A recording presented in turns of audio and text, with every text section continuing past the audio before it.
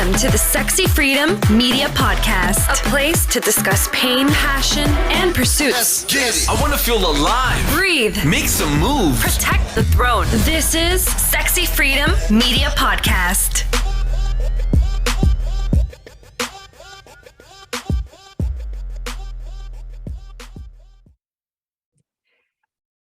Hey everyone, welcome to the Sexy Freedom Media Podcast. It's your host, Helen Edwards, and today with me I have a special guest, and his name is Mr. Bob Stevens.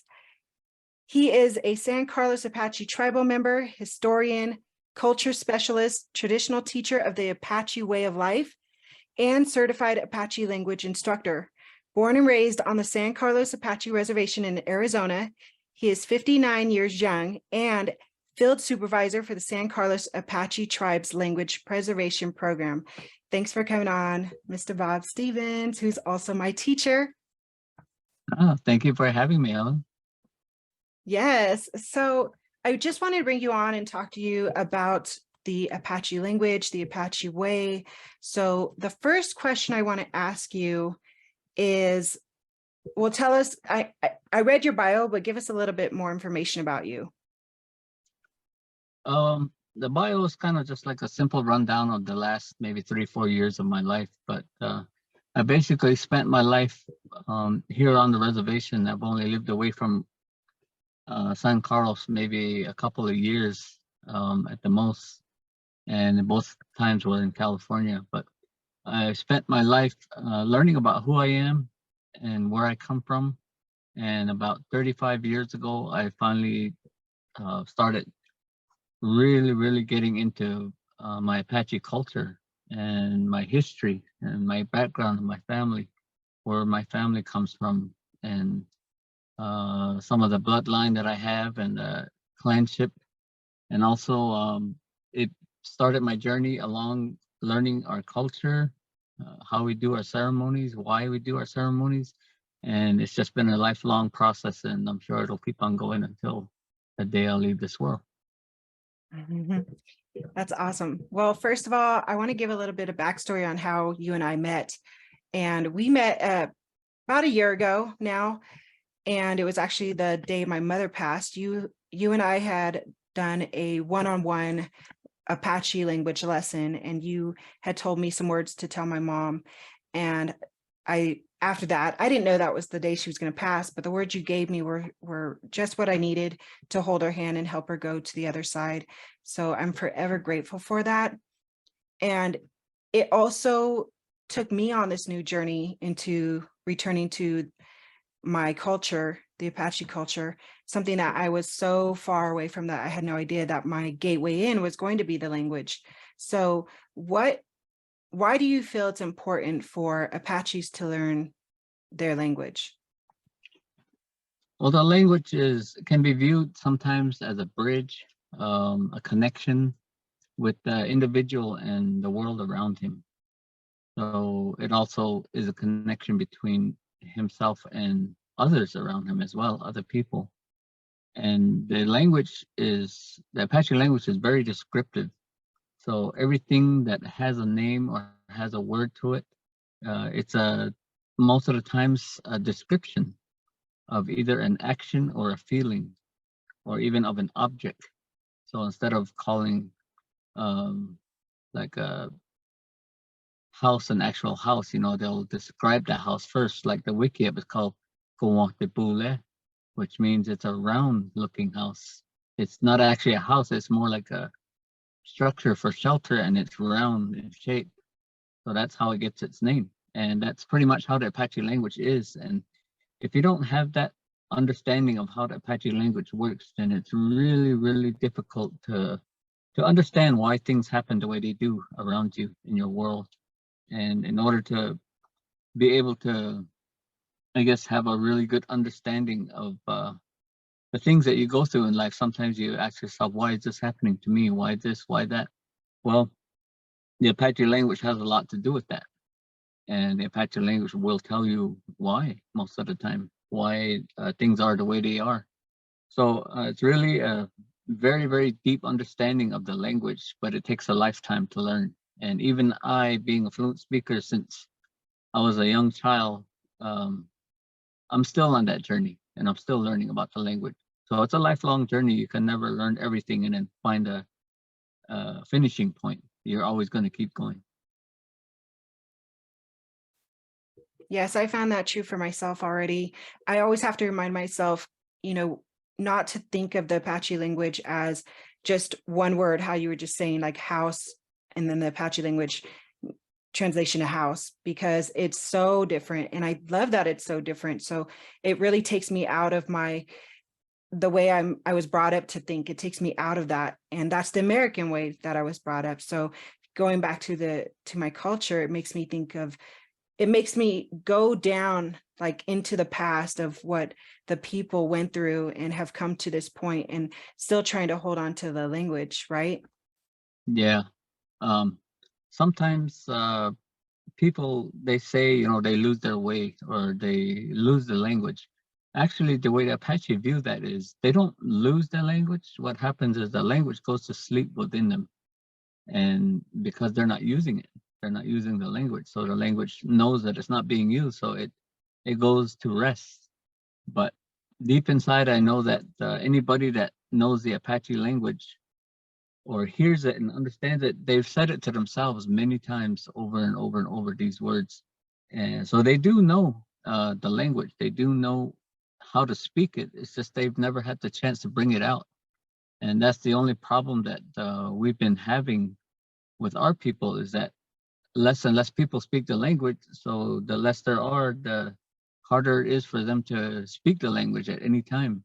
So the connection is not going to be a person with another that already knows the language. It's going to be them becoming teachers themselves and teaching their youth. So that's what's going to keep our language alive, more so than, speaking it with somebody else who is already a fluent speaker, because my generation is really the last group that can save the language, because there's enough of us that still speak it to where we can teach it and make sure that people learn the right way. But in my children's generation, they don't have enough speakers to save the language. There's a lot of things they don't know, and they know the modernized version of the Apache language. So there's a lot of modern words, but they don't use the old words anymore. And if you don't have the old words with you, and then you're not going to see how the language has evolved and the change that it's going through. So the language is changing very, very slowly. But if you understand where it came from, then that's your connection to like your ancestors and where you came from. And the way the language is headed is your connection with your own life and your own descendants that come after you. I think one of the things, and I'm not sure if you ever have this happen to you, but anytime somebody runs into you and they ask if you're Native American and you say yes, and then it's almost followed up by, oh, I can relate to so much of the spiritual side of that. What is your thoughts on that? I'm curious. Well, first of all, when somebody comes up to me and asks me, are you Native American? I tell them, no, I'm not Native American.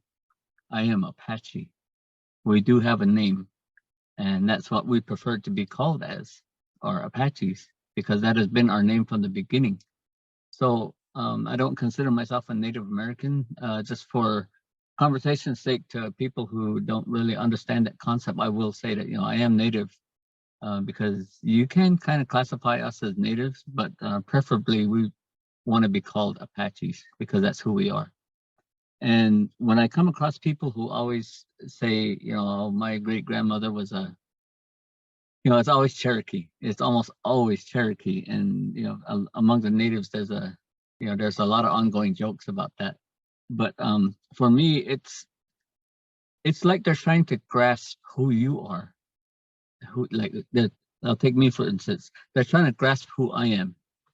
And they see the TV version of who I am. And they say, oh, he's Apache, he comes from the fiercest tribe. Well, we weren't free. Didn't have to be fierce.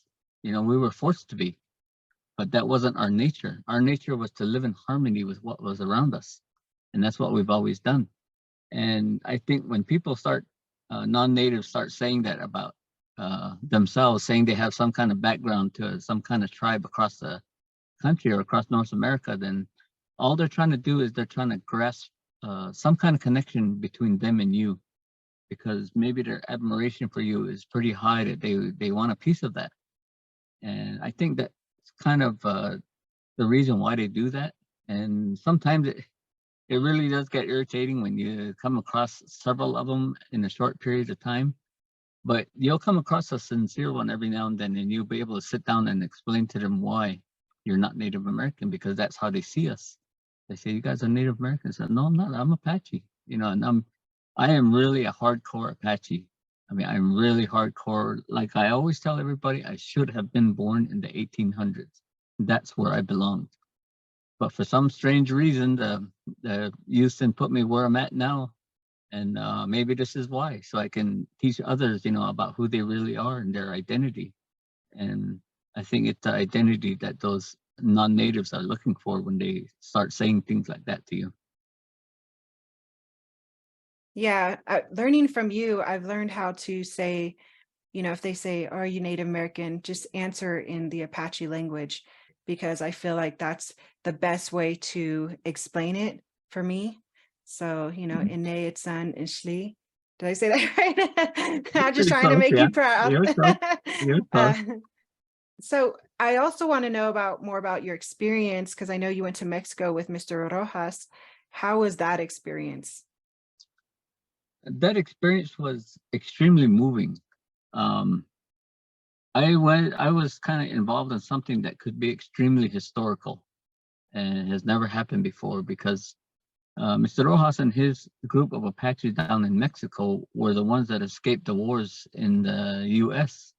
And they've lived in, I guess, in hiding all these years, and they finally started coming out, you know, toward the middle of the century, the 20th century, and then they blended in with the Mexican people because that's the side of the land that they lived on, and they took on the Mexican culture and adopted it because they were too afraid to let them know who they were, and because they were Apache, they could dress and look like the Mexicans down there, so that's why they did that. And these are the stories that they tell me.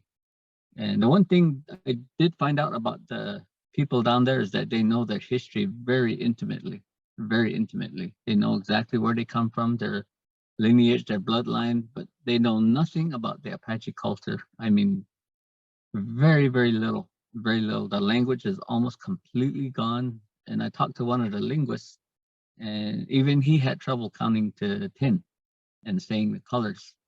And, you know, those are basic words that you first learn in English. You know, those are the first words that you learn. But they barely had those. And they can kind of sing, but most of the singing that they have been doing is taught to them by mostly people from San Carlos and I believe the Mescalero tribe and the Jicarilla tribe. But between the three tribes, San Carlos, Mescalero, and Jicarilla, San Carlos is probably the one that's more, we're kind of still closer to our culture the way we used to be. And we are very, very fast becoming a leader in archiving our language and saving our language, teaching our culture. And we're the ones who have the highest population of fluent Apache speakers still. And also we are the largest Apache tribe out of all of them. So we have a lot of advantages going for us. And I am just very, very fortunate to be a part of that archiving process and the steps that you need to take to teach people. And when I went down to Mexico, I went down there as a spectator. I felt like I was an outsider because only Spanish was spoken down there, very few knew English. But by the time I left after 3 days, I felt like I was a library. I really felt like a library, and that's the way they viewed me. And I could see the hunger in their eyes wanting to talk to me, but there was a language barrier. And I've been invited back down there again by several of them, and actually a few times. But of course, since I work for the San Carlos Apache tribe, I have to get permission from my boss to go. And what kind of content I share with them, I have to clear it with my boss as well, and to clear it with our tribal council, so that none of it is misused or misrepresented by anybody down there. Wow, that's pretty incredible. I think that there's so many people out there who feel this disconnect from their Apache tribes. If they weren't born and raised on the reservation, or they're, like you said, the ones down in Mexico who went into hiding, and now all of this is being brought to light. What is your thoughts? Because now with the social media world, there is a lot of riffraff with the reservation natives versus the natives who are kind of lost and now being found, or the half breeds, as they call them. All of these natives who weren't born and raised on the reservation, there's this disconnect with each other. What is your thoughts on how to bring unity among the native, or the Apache, especially the Apache people? In order to have the people come together the way it used to be in the old days, you basically have to reteach them what unification means. Unification today means letting go of everything that you know. And that's a very hard thing to do in today's world. You cannot let go of anything that you already know without it being a struggle. Not many can do it. But in order for us to reconnect again, I'm finding out through all the work that I've done with the language preservation so far that the only way that it's really truly going to happen, and the fastest way it'll happen, is if you teach not just reservation Apaches teaching off reservation Apache, but this must be done together. It must be done towards each other, because there's an equal balance there. Just because we live on a reservation, we're born and raised here, doesn't mean that we're more Apache than anybody else. In some aspects, we are less Apache.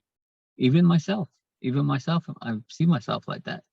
And because I see myself with such clarity, I'm able to see the other person with as much clarity as well. And I keep thinking to myself, we put up all these barriers and we have all these ideas about who we are and who's more Apache than other Apaches. There is no such thing, because Apache is not a possession. Apache is not an object. Apache is a way of life. And if you look at a way of life from an Apache off the reservation that's never been on one, is not registered with any tribe, and you look at your average Apache that is registered with a tribe and has lived their whole life on the reservation, trust me, you won't find that much differences in there. But it's these walls that we build between each other. My wall, let's take you and I, for instance. Let's say we're in that struggle. You would have your own walls, and so would I. And I would have my own ideas of you, and you would have your own ideas of me. But if we can't face each other without that wall being there, that unification is going to be very difficult to happen. And the only way for that to happen, in my opinion, is that you and I have to step to the side to where there is no more wall, and we can face each other, see each other clearly from head to toe in all aspects of life. And then that's the only way that we can come together. And that's what you have to reteach each other. It's not just one way, it's both ways. You're like the coolest human being. You really are. You got such good words of wisdom, and I really appreciate you sharing your thoughts with me, because these are things I'm always thinking about for myself, being an off reservation native, and also learning through you and your teaching about the Apache people. And it's just such a privilege and such an opportunity. But like you said, it belongs to you, and it's like, you're probably the first person besides my mom who told me it belongs to you. And it was just like very empowering. So thank you, Ahia, for that. Mm-hmm. How do you enjoy teaching? How do you enjoy teaching the language? In all the jobs that I've ever held in my life, and I'm 59 years young and soon to be 60. And I've held probably some of the most unique jobs anybody could ever even imagine doing. Like, one of the most unique jobs I've ever done was what they call high scaling. And high scaling is when we go to do emergency contracts above different highways all across the state, even across the country. And they look for areas where there are some really bad rock falls and rock slides. So we go up above the area, we assess the area, and because I used to be a certified instructor of high scaling, I used to go with the inspectors and the contractors, and we go out there and we'd inspect the hillside. And I would walk up and I would look for anchor points and how we can do this, how we can lay out the whole thing together. And then I share it with the people who we work for that hire us. And we get hired on as a group, not as an individual, but I get hired on as a group. And I taught, well, my brother was the one that taught me, but I kind of took the lead afterwards. And there was 5 of us that used to come from San Carlos all the time that were high scalers. And we were one of only a dozen people who knew how to scale west of the Mississippi. So we were very, very unique job. So we go up on top, we'd pry all these rocks loose and we kind of work our way. We'd kind of sweep the hillside and work our way down to anything that was loose. We'd pry with just regular digging bars, a small shovel, and that's it. And we would be prying rocks the size of pickup trucks off this mountain. And there'd be instances where we'd have to use dynamite to blast these rocks to get them loose. So there was many different things we did there, and we had a lot of close calls, very dangerous work, but we were very famous for it, and we made the papers, many times doing that. And then I also became a flight medic in Northern California when I used to work for the Forest Service, and my specialty was working with a heli-tac crew. So I worked with 14 different helicopters during that season on different fires across the Northwest. And since we were such a remote area, they chose our unit because we were so isolated to be search and rescue. So we got certified training to become search and rescue, and we got the chance to hover from to rappel from a hovering helicopter down to an injured rock climber. And we're able to assess them, and we got first aid training. So I became a flight medic, a certified flight medic, and also a search and rescue personnel. So even with jobs that simple, when I started teaching and when I started doing presentations and when I came to the language preservation program, my first job was being a master teacher. And I would teach apprentice teachers about plants, their names in Apache and English, and their uses, and when to find them and where to find them on the reservation. So we did that for about 4 months, and then the program ended. We got our teachers trained, and then the department hired me to do flashcards. So I developed the very, very first flashcards ever developed for the Apache language. And we ended up with like 160 of them in one pack. And that was all my doing. And I just had other people come behind me and edit a little bit, and then they were finally developed. So that's actually the very, very first major publication of anything on Apache language ever. So that was very groundbreaking, and I'm glad to say that I got my name on that. And then just the gratification I felt was amazing. But then once I was able to pass, they came back and hired me. The job actually came to me. I wasn't looking for a job. The job came to me, and my boss told me, "We need you back. You have a wealth of information." So I decided to go back, and I started teaching. And I started teaching those at work, my coworkers. And then they started sending me out to do presentations. So pretty soon I'm going to the schools, I'm going to the administration, I'm going to neighboring towns. And then I became a certified instructor. I was one of just a handful of people who are certified to teach on the San Carlos. And I'm not even sure how many other people other than San Carlos are certified to teach the Apache language, but I was one of the first ones. And then I started passing that knowledge on to the general population, the people, the students especially, and the feedback was just incredible. I mean, the feedback that I hear from anybody from young kids that are 5 years of age all the way to even elders that were in their 90s would come to me and compliment me on how I was teaching. They say, "There's something about the way you teach that's different. That's the way I learned. How did you know how to teach that?"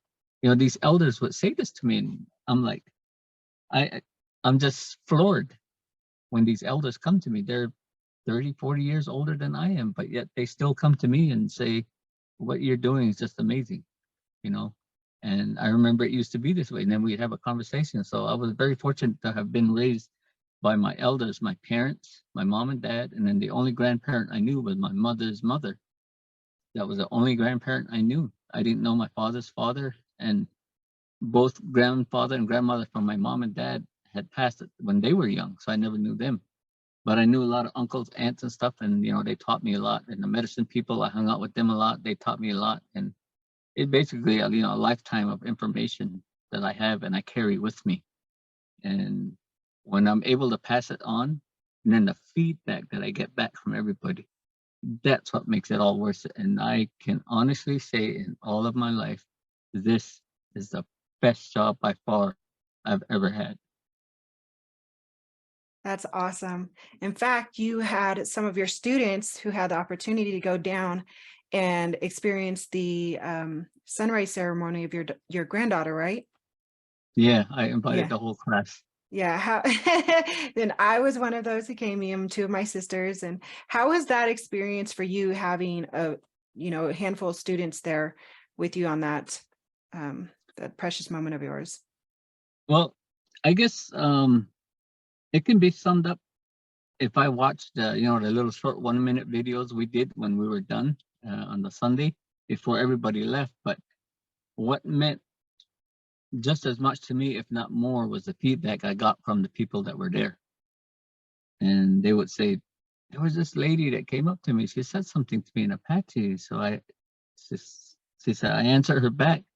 And then we kind of talked a few words Apache, and then they started talking English. And I said, but I didn't, I asked them where they were from, and they said from over here. And then they said, where'd you learn your Apache from? You sound really good. So, I guess you guys told them it was from me, and that's why they came to me and they said, what you're doing with those students is amazing. They said their Apache is very clear and they know exactly what they're saying. And they said it kind of breaks their heart a little bit because they say, I wish that our own people would do that, because San Carlos Apaches that do not know the language don't put in that much effort.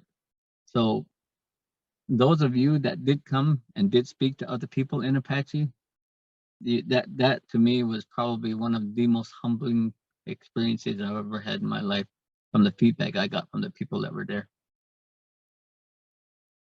Yeah, it was definitely such a momentous moment for me, and I know from some of the other students, we become really close because of that, and it's really brought us closer as far as us together as students, and we just can't wait to go down and hang out with you again.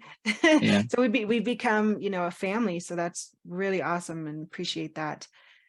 What is your hope for the future? You talked about your San Carlos Apache youth, you wish they knew more Apache as far as the language goes. What is your hope for the future of the Apache people? It's going to be a very trying process for the things I hope for. My hope is that the language will come back, and whether it be at the hands of me or somebody else or a group of people or even those after me,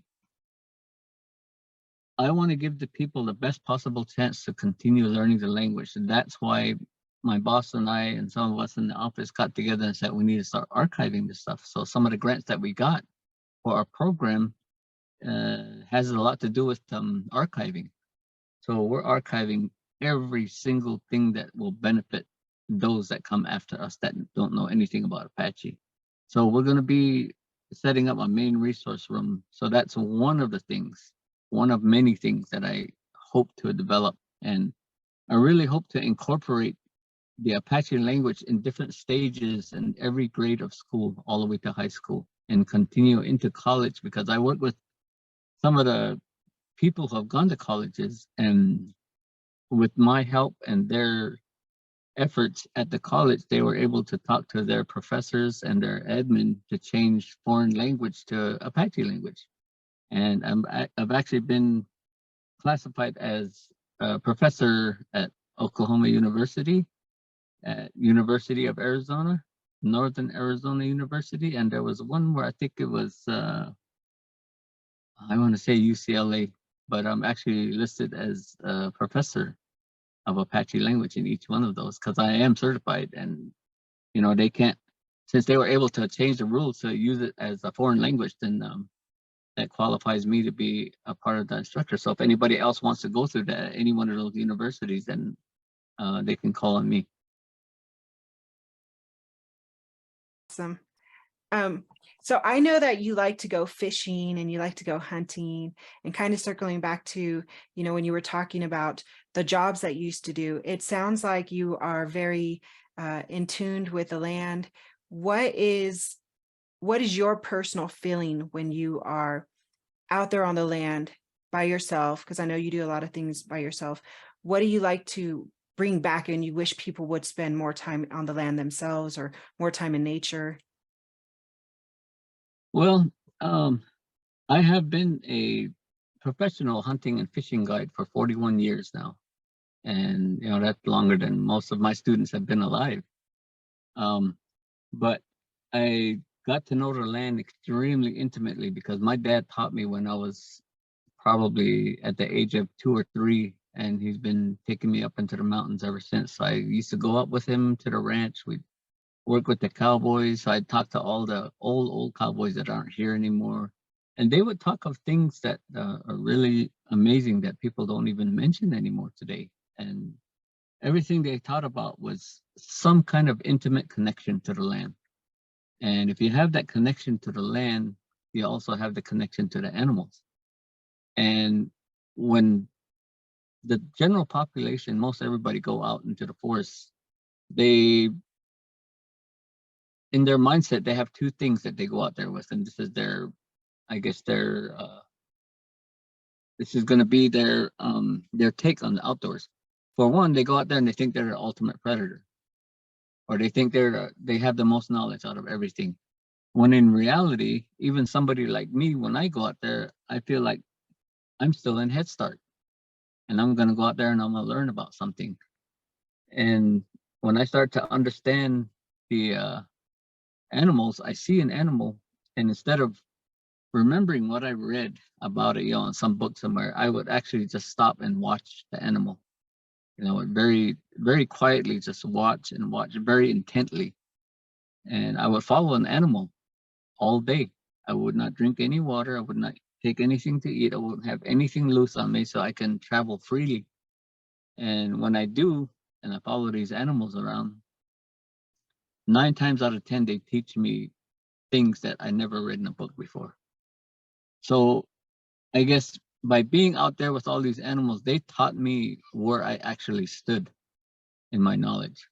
And I don't stand in any high place anywhere. And I've never considered myself as being, knowledgeable about the woods, even though I've probably spent more time in the woods here on our reservation than almost every single tribal member there is, even the eldest. I've spent more time out there. But I always feel like I'm still learning. And when I take somebody out there, always, I teach them one thing, at least one thing that they've never known before. And whether it be a connection to an animal of some sort, or a tree, or a bush, or a flower, or even a rock, or some spring somewhere, I'll show them the connection that they have with that object and how you understand it. And I'll teach them the Apache word for it. And I'll give them a description of what the Apaches used to see versus what they see. And I said, the further apart that is, I tell them the farther of a journey you have. So you really have to open your mind. And it's like I told you when you were saying, reservation Apaches versus Apaches that grew off the reservation. They think they're in two different places, but they're not. They're both in the same place. They're just separated by a wall. That's why it looks like they're in a different place, but the world is the same around them. And they don't know that because they're blocking their view, and their view is toward the person they're trying to learn about. That's why I said, you walk to the side until there's no wall.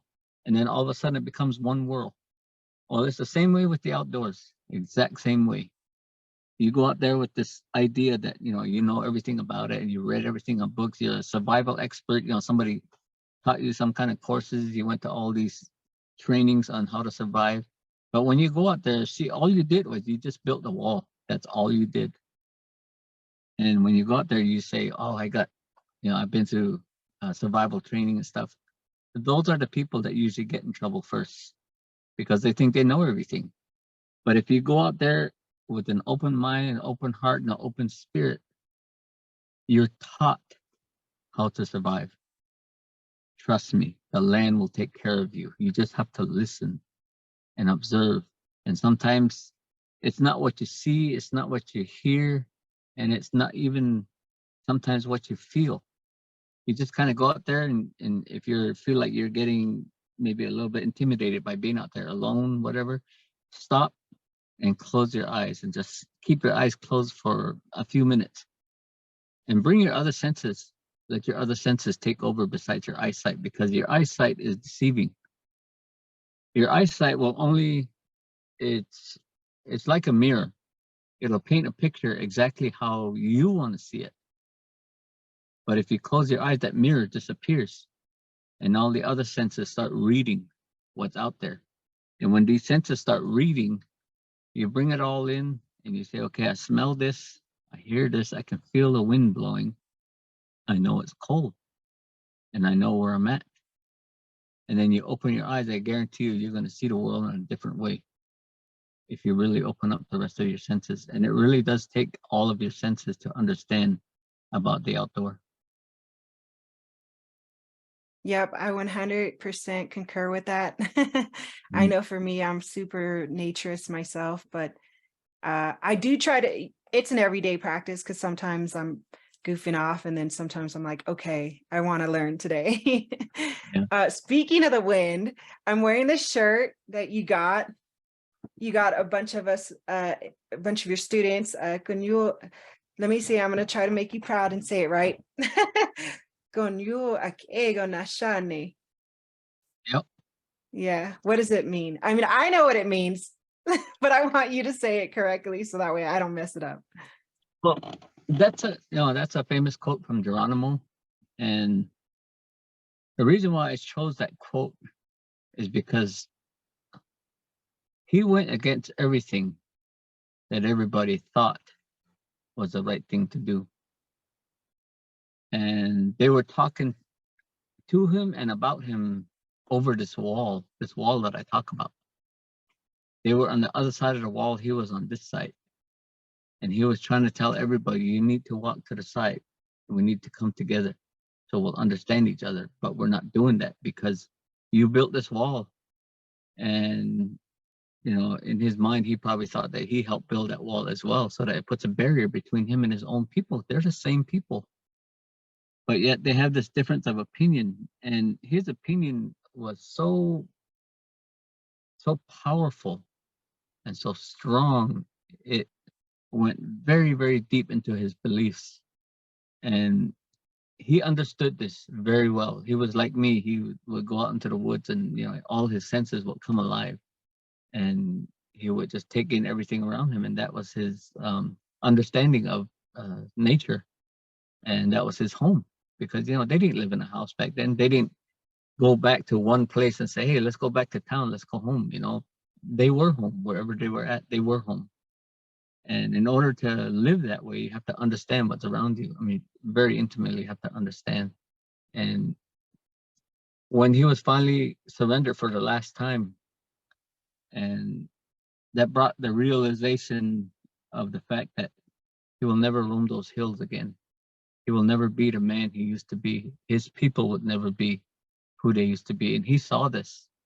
He knew all of this. He knew where we would be today. He saw all of that.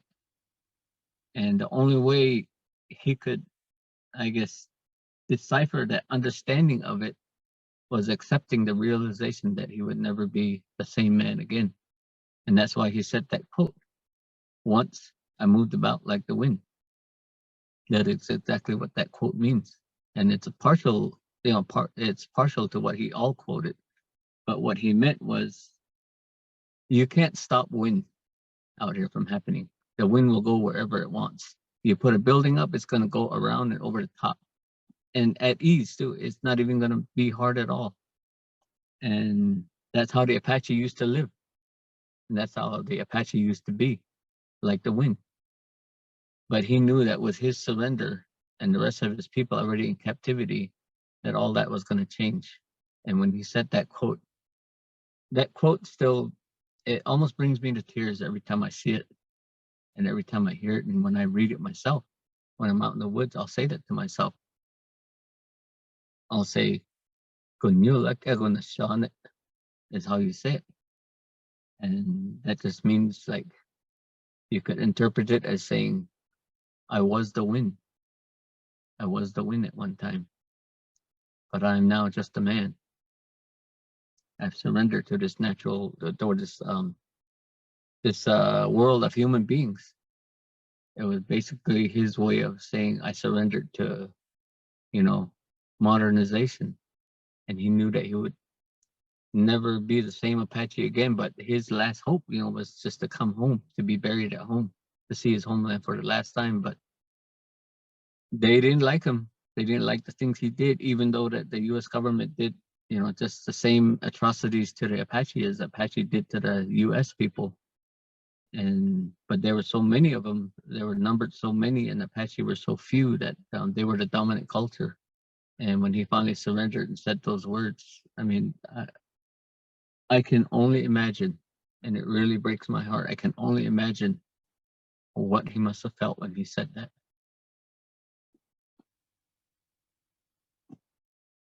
Yes, thank you for sharing that with us. Such a privilege. I want to go ahead and wrap this up, but I want to do it with you first, sharing something in Apache, in the Apache language, and then a short translation of that, just something that you want people to know about the Apache people and yourself included.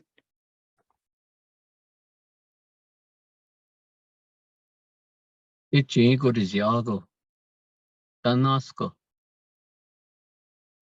Hayushat Nanago, Hayushat Nilashigo, Antesha Yuse, Antesha Andi, Nasekensko Rati,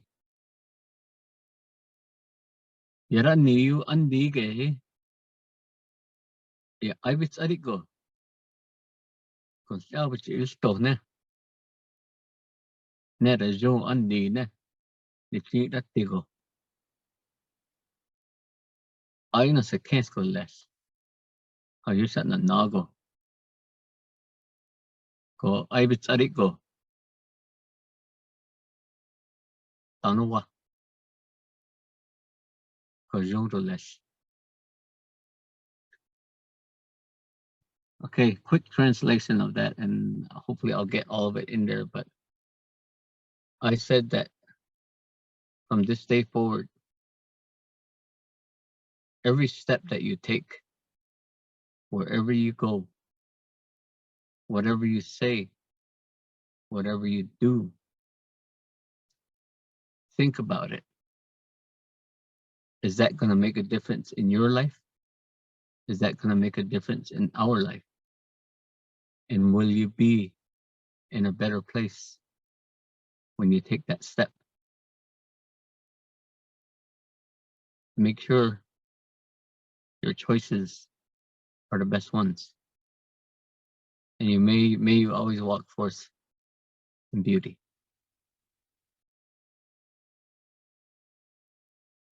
Wow, thank you so much. Thank you so much for coming on. If anybody wants to learn the Apache language or learn more about the Apache language, you can find more information on the Facebook page, Apache Language Preservation. Is there anywhere else that they can find more information? They can come to my own page, Bob Stevens, on Facebook, and we can start a conversation, and I'll be glad to, take the time to talk to anybody. All right. Thank you again. Ahie, Asho Ahie, Ishiga Ahi. I appreciate you so much. And you mean so much in my life. And I know from all the students, they all say thank you. And I can't wait for everybody to learn more about you and the Apache Way. So thank you. Ahie, Gozurales. Want to hear more? Visit us at SexyFreedomMedia.com.